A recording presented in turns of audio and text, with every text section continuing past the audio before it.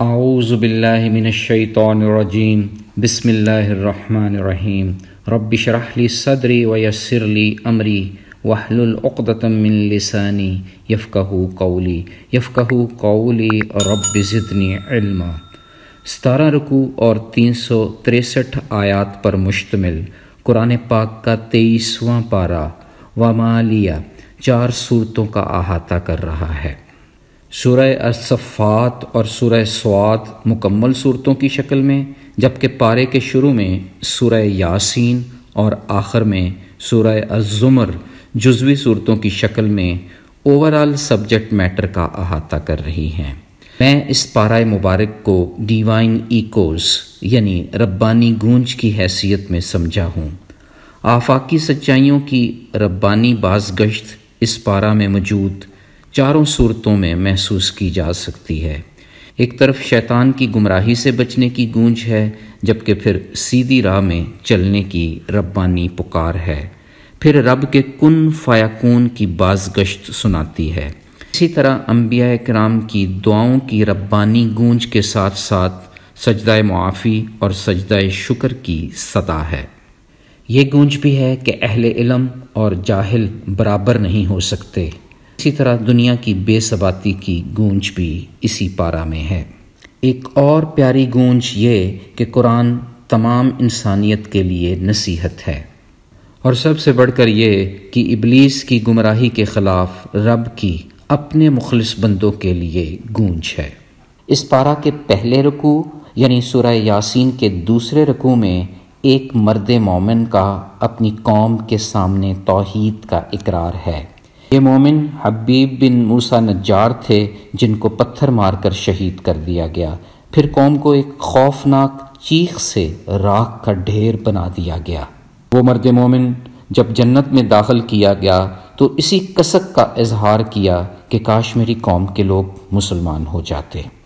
دوسرے رکوع میں وجود باری تعالیٰ کی کچھ نشانیاں دکھائی گئی ہیں، جیسے کہ اللہ تعالیٰ بارش برسا کر مردہ زمین کو پھر سے زندہ کر دیتے ہیں، تمام چیزوں کے جوڑے پیدا کیے، دن اور رات بھی اسی کی نشانیاں ہیں، سورج اور چاند اللہ کے حکم کے تابع ہیں، کشتیاں بھی اللہ کی قدرت کی نشانی ہیں۔ پھر مشرکین کی سرکشی اور منکرین قیامت کا تذکرہ بھی اسی رکوع میں ہے۔ تیسری رکوع میں سور پھونکے جانے اور اہل جنت کے عیش و عشرت کا بیان ہے۔ واضح کیا جا رہا ہے کہ شیطان کی گمراہی سے بچو، عقل و دانش سے کام لو، رب تعالیٰ کی بتائی ہوئی سیدھی راہ میں رہو۔ اللہ کی وسیع رحمت بلا شرط بلا شکوک و شبہات کے سب کے ساتھ ہے۔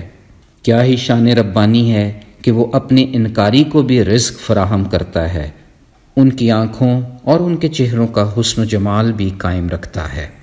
چوتھے رکوع میں یہ واضح کیا جا رہا ہے کہ انسان بڑھاپے میں کمزور پڑتا جاتا ہے، بچپن کی طرف لوٹ جاتا ہے۔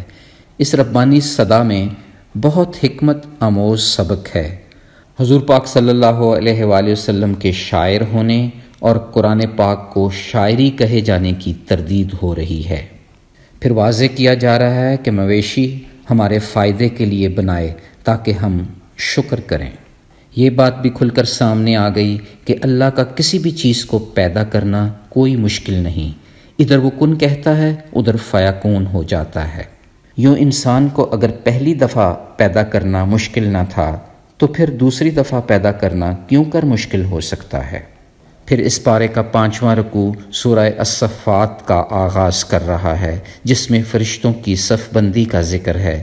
ستاروں کی تخلیق سے آسمان دنیا کو خوبصورت بنایا گیا اور ستاروں کو لوگوں کے راستہ معلوم کرنے کا ذریعہ بنایا گیا۔ پھر اسی رکوع میں انسان کے لیے ایک ربانی بازگشت گونج رہی ہے کہ انسان کو اپنی ہی تخلیق پر اور روز محشر اپنی بے بسی پر غور کرتے رہنا چاہیے۔ 16ویں رکوع میں واضح ہو گیا کہ روز قیامت منکرین ذلت اور رسوائی کی وجہ سے گردن جھکائے کھڑے ہوں گے اور ایک دوسرے کے ساتھ جھگڑا بھی کر رہے ہوں گے، جبکہ اہل جنت پرسکون مزے کی زندگی گزار رہے ہوں گے، اپنے جنتی ساتھیوں سے خوش گپیاں لگا رہے ہوں گے۔ 7ویں رکوع میں نوح علیہ السلام کی اپنی قوم کے لیے بد دعا اور حضرت ابراہیم علیہ السلام کا قوم کو واضح بیان کیا گیا ہے۔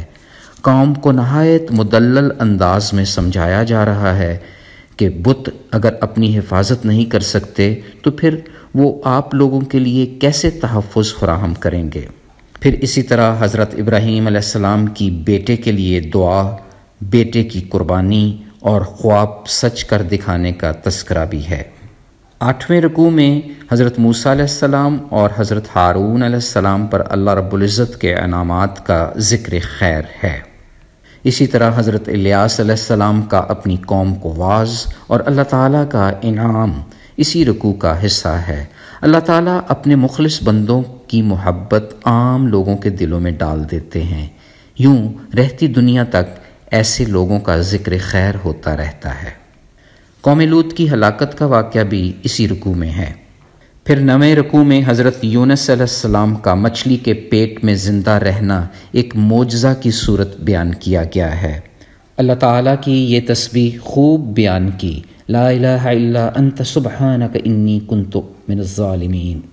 آخر کار مچھلی نے سمندر کنارے اگل دیا۔ ترمذی شریف کی حدیث ہے، اللہ کے پیارے پیغمبر محمد مصطفیٰ صلی اللہ علیہ وآلہ وسلم نے فرمایا، جو شخص اس تسبیح کو پڑھ کر کوئی دعا اللہ تعالیٰ سے مانگے گا تو اللہ اس کی دعا ضرور قبول فرمائیں گے۔ یوں اس رکوع میں واضح ہو گیا کہ مشرکین کی باتیں گمراہ لوگ ہی مانتے ہیں، اور یہ کہ اللہ تعالیٰ رسولوں اور مسلمانوں کی مدد کا وعدہ پورا کرتے ہیں۔ پھر اس رکوع میں حضور پاک صلی اللہ علیہ وآلہ وسلم کو کفار کی باتوں پر صبر کی تلقین کی جا رہی ہے۔ اسی رکوع یعنی سورہ الصفات کی آخری 3 آیات سے یہ ثابت ہو گیا کہ اللہ تعالیٰ ہر قسم کے عیب سے پاک ہیں۔ ابن ابی حاتم سے روایت ہے کہ رسول اللہ صلی اللہ علیہ وآلہ وسلم نے فرمایا، جو شخص یہ پسند فرمائے کہ قیامت کے دن اسے ترازو بھر کر اجر ملے تو جب بھی وہ کسی مجلس سے اٹھنے کا ارادہ کرے تو یہی 3 آیات پڑھ لے، یعنی سبحان ربک رب العزت عما یصفون وسلام علی المرسلین والحمد للہ رب العالمین۔ رسول اللہ صلی اللہ علیہ وآلہ وسلم نے یہ بھی فرمایا تھا، جب تم مجھ پر سلام بھیجو تو دیگر انبیاء پر بھی سلام بھیجو، کیونکہ میں بھی انبیاء کی جماعت میں سے ہی ایک نبی ہوں۔ 10ویں رکوع میں اللہ رب العزت کلام اللہ کی قسم اٹھا کر گواہی دے رہے ہیں کہ ربانی باز گشت سے انکار کرنے والے انانیت کا شکار ہیں۔ جلد ہی عذاب ان منکروں کے آنگن میں اترے گا، ایسے ہی جیسے ماضی کی کئی قومیں ہلاک کر دی گئیں۔ 11ویں رکوع میں حضرت داؤد علیہ السلام کی فضیلت بیان کی گئی ہے، جو اعلیٰ پائے کی دینی قوت رکھتے تھے۔ اللہ کے عذاب کا خوف ہر وقت ان کے دل پر طاری رہتا۔ آپ صبح و شام تسبیح پڑھتے، پہاڑ اور پرندے بھی آپ کا ساتھ دیتے ہوئے کلام اللہ کا ورد کرتے۔ اللہ عز و جل نے حضرت داؤد علیہ السلام کو خوب حکمت اور دانائی عطا فرمائی تھی۔ حکومت مضبوط تھی، دشمن کے دل میں خوب رعب اور دبدبا تھا۔ نہایت حکمت سے 2 فریق کے درمیان فیصلہ صادر فرماتے تھے۔ فیصلہ کرتے ہوئے ہمیشہ اللہ کے عذاب کا ڈر رہتا۔ سجدہ ریز ہو جایا کرتے۔ آیت نمبر 24 کا سجدہ اسی سجدے کی یاد ہے جو ہمیں نصیحت کر رہی ہے کہ آزمائش کی کسی بھی گھڑی میں رب کے حضور سجدہ ریز ہو کر خوب گڑ گڑائیں اور شکر ادا کریں کہ رب نے ہمیں نصیحتوں سے بھرا کلام عطا فرمایا۔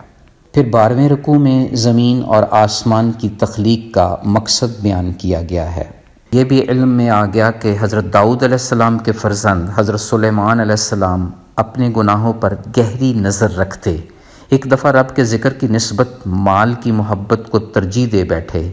اس کا ازالہ انہوں نے اللہ کی راہ میں سارے جنگی گھوڑے ذبح کر کے کیا۔ ایک اور بھول پر رب سے معافی کے طلبگار ہوئے، معافی مل گئی۔ رب سے بے مثال بادشاہت کی طلب کی، اللہ کریم نے ہوا کو ان کے لیے مسخر کر دیا۔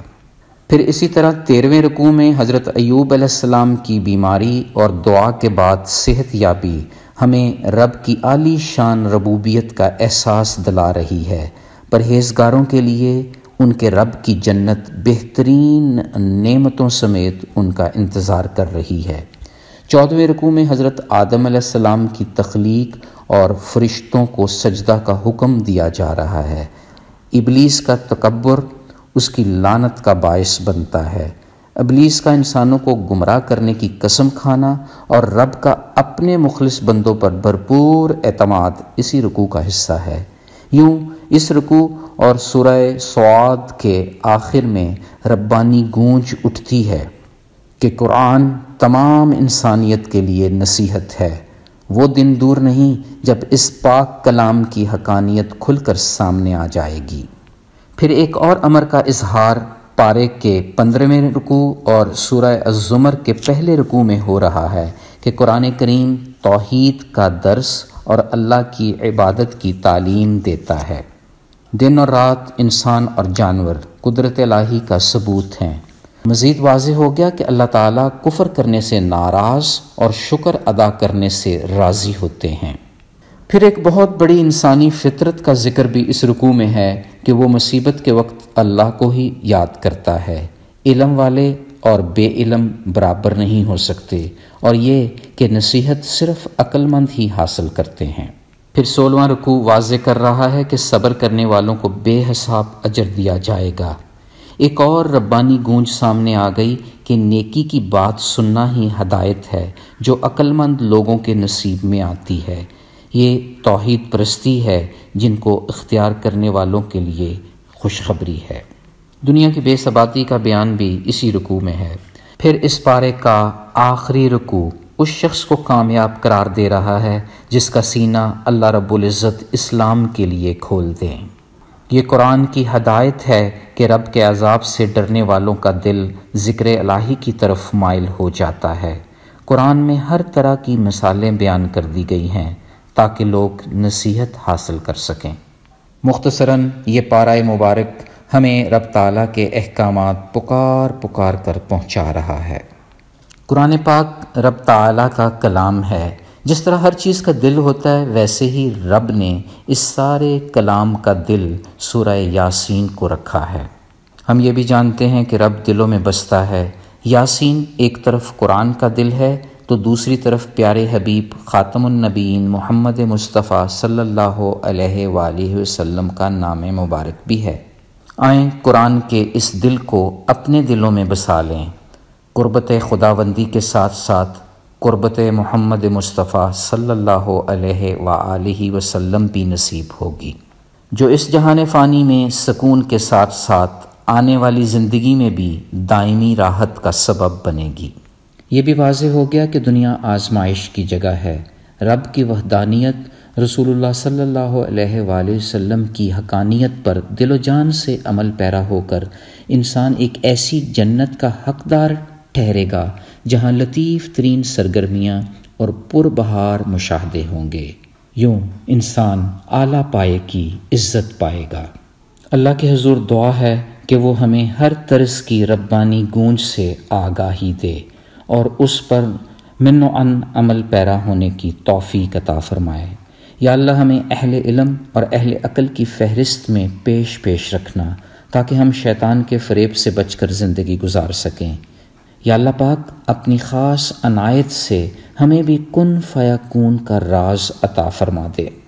یا اللہ ہمیں اپنی ہی تخلیق سے سبق لینے کی توفیق عطا کر۔ یا کریم مولا ہر مشکل وقت میں ہمیں دعا کرنے کا سلیقہ سکھلا دے۔ اے میرے اللہ، ابلیس کے گھمنڈ پر ہمارے بارے میں جو اتنی بڑی سٹیٹمنٹ تو نے دی تھی کہ جو میرے مخلص بندے ہیں وہ تیرے قابو میں نہیں آئیں گے، اس پر عمل پیرا ہونے کی طاقت عطا فرما۔ اے میرے آقا، گناہوں کی معافی کا سجدہ اور شکرانے کا سجدہ نصیب فرما دے۔ آمین یا رب العالمین۔ سبحان ربک رب العزت عما یصفون وسلام علی المرسلین والحمد للہ رب العالمین۔ فی امان اللہ۔ اللہ حافظ۔